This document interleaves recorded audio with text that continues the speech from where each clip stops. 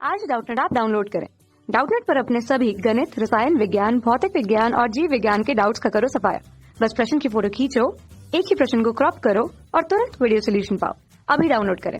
Hello friends, हमारा प्रश्न है आनुवंशिक संतुलन क्या है। हार्डी वेनबर्ग सभ्यता को प्रभावित करने वाले कोई 4 घटक लिखिए। हमारा उत्तर है, सर्वप्रथम देखते हैं कि आनुवंशिक संतुलन क्या है। आनुवंशिक संतुलन ऐसा संतुलन रहता है जिसमें जीन की मात्रा नियत रहती है, अर्थात इसे जेनेटिक बैलेंस भी कहते हैं। इसमें जीन की संख्या में ना तो वृद्धि होती है ना ही कमी होती है, मात्रा नियत रहती है। उसे कहते हैं आनुवंशिकी संतुलन या आनुवंशिक संतुलन, जेनेटिक बैलेंस। अब हम समझते हैं कि हार्डी वेनबर्ग द्वारा प्रभावित कारक व घटक। तो जो हार्डी तथा वेनबर्ग ने दोनों ने ही जनसंख्या आनुवंशिकी का सिद्धांत दिया था। क्या दिया था? जनसंख्या आनुवंशिकी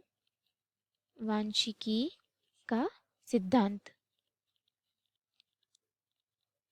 उनके अनुसार कहा था कि एक आदर्श जनसंख्या में विभिन्न युग्म विकल्पी और जीनोटाइप, क्या जीनोटाइप दोनों की आवृत्तियां पीढ़ी दर पीढ़ी अपरिवर्तित रहती है। युग्म विकल्पी या अलील या जीनोटाइप दोनों की जो आवृत्तियां रहती है वो पीढ़ी दर पीढ़ी रहती है अपरिवर्तित, उन्होंने यह कहा था। तथा जो यह नियम था यह उन्हीं जनसंख्या पर लागू करता था जो इन घटकों का पालन करती थी। तो पहला है जनन केवल कौन सा हो? लैंगिक। दूसरा है एक समय पर केवल एक ही पीढ़ी जीवित रहेगी, एक समय पर एक पीढ़ी। तीसरा था जो प्रजनन रहेगा वो रहेगा क्रमहीन। प्रजनन कैसा रहेगा? क्रमहीन। तीसरा था दोनों लिंगों में, जैसे एक लिंग व ये दूसरा लिंग, दोनों लिंगों में जो प्रजनन की संभावना रहेगी वह बराबर होगी। तथा जो जनसंख्या है वो अति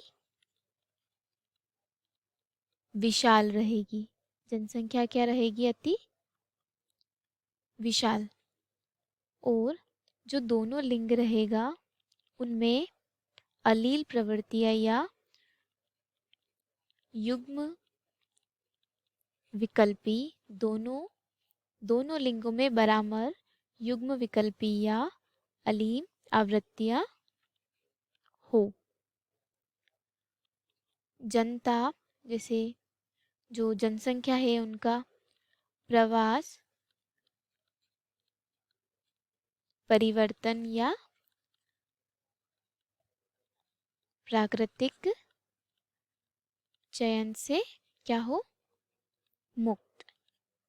और आखिरी था कि उनमें उत्परिवर्तन न हो। जैसे कि ए और ए एक ही आवृत्ति की प्रथम पीढ़ी में हो तो क्या होगा? F0 A बराबर P या F0 छोटा a या स्मॉल a बराबर क्या होगा? Q। इस प्रकार निर्धारित है कि जो P और Q, ये भी छोटा p ही है, P और Q बराबर होता है 1। तो इस पीढ़ी की संतति से युक्त द्वितीय पीढ़ी में क्रमशः क्या होगा? A व A तथा छोटा a तथा स्मॉल a, जो अब जीनोटाइप की आवृत्तियाँ क्या ले लेते हैं? F1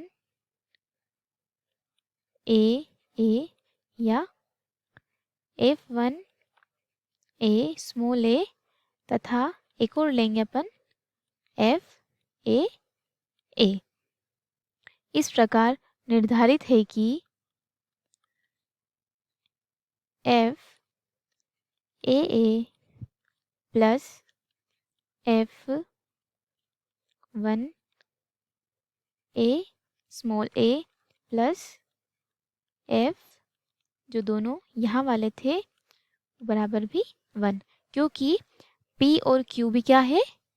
1। इसीलिए अब इसका जो नियम है वह हम देखते हैं। जैसे कि यह हार्डी वेनवर नियम का पेनविट स्क्वायर है, तो जैसे क्या है, ये नर A P छोटा a और Q, क्योंकि यहाँ पे हमने पहले ही ये देख रखा है। तो इसमें जो a है वो है P स्क्वायर और जो है स्मॉल है वो है Q स्क्वायर। जैसे कि हर प्राणी में जीनोटाइप का कोई अलील या जैसे माता में आ सकता है या पिता से आ सकता है, मतलब युग्म विकल्प या माता से आ सकता है या पिता से आ सकता है।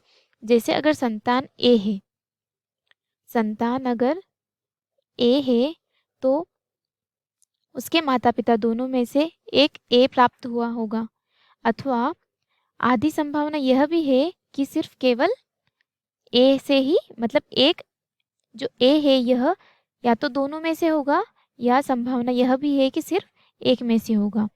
इसी के और जो स्मॉल है वो भी इसी प्रकार समान ही हो। धन्यवाद दोस्तों, आशा करती हूँ कि आपको इस प्रश्न का उत्तर समझ आया होगा।